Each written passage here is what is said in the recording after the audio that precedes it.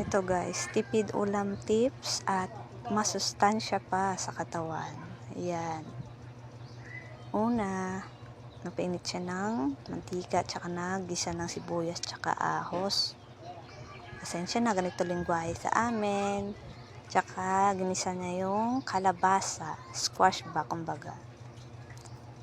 Tsaka olive oil, tsaka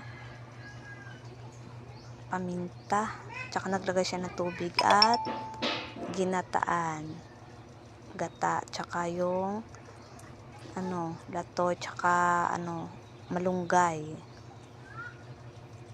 tsaka nilagyan niya ng bagoong. Wow, ang sarap talaga nito guys, sigurado. Ayan guys, simpleng luto pero masustansya. Ang sarap. O, nakakatakam naman. O, diba guys, tingnan nyo. Ang sarap-sarap naman.